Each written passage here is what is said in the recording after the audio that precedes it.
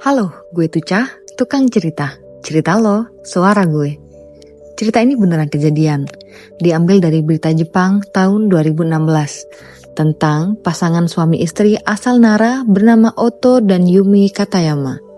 Selama hampir 20 tahun, mereka tinggal serumah, tapi gak pernah bicara satu sama lain. Di sebuah kota kecil bernama Nara, Jepang, ada sepasang suami istri yang hidup dalam diam. Namanya Oto dan Yumi Katayama. Dari luar, keluarga ini tampak biasa, punya 3 anak, rumah sederhana, dan hidupnya stabil.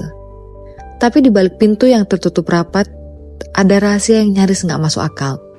Selama hampir 20 tahun, Oto gak pernah bicara dengan istrinya sendiri. Bukan karena benci, bukan juga karena pisah rumah. Mereka tidur di kasur yang sama, makan di meja yang sama, bahkan ngurus anak bareng. Tapi setiap kali Yuma mencoba ngobrol, Oto cuma jawab dengan gumaman kecil atau sekedar anggukan tanpa suara. 2 dekade penuh, keheningan jadi bahasa mereka. Anak-anak tumbuh dalam rumah yang sunyi. Ibunya berusaha terlihat normal. Ayahnya sama, tetap bersikap biasa aja di depan orang lain. Sampai akhirnya, anak bungsu mereka, Yoshiki, merasa gak tahan lagi. 20 tahun hidup tanpa pernah dengar orang tuanya ngobrol kayak pasangan lain, itu bukan cuma sepi, tapi nyiksa. Dia bilang, mereka masih hidup bersama, tapi tak pernah bicara. Rumah kami sunyi sekali.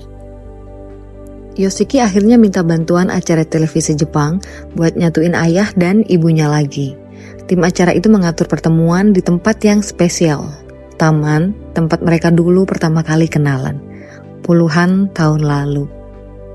Dan di sana, di antara bunga dan angin sore, Oto akhirnya buka suara. Setelah 20 tahun lamanya. Sepertinya sudah cukup lama kita tidak saling bicara. Aku tahu, kau tampaknya sibuk sekali mengurus anak-anak. Yumi, aku tahu sampai sekarang kamu mengalami banyak kesulitan. Tapi aku ingin kamu tahu, aku bersyukur atas segalanya. Aku berterima kasih. Dan setelah ini, aku harap kita bisa memperbaiki segalanya. Yumi cuma bisa nangis. 20 tahun menunggu buat dengar kata-kata yang selama ini hilang. Kisah nyata ini dikenal dengan sebutan The Silent Husband of Nara. Bukti kalau kadang cinta gak hilang, cuma terkubur di antara gengsi dan ketakutan. Kita pikir diam itu aman, padahal justru pelan-pelan bikin jauh orang yang paling kita sayang. Segitu dulu, cerita orang udah, sekarang giliran lo buat cerita. Kalau lo punya cerita juga, kirim ke gue, biar suara lo, gue yang bawain.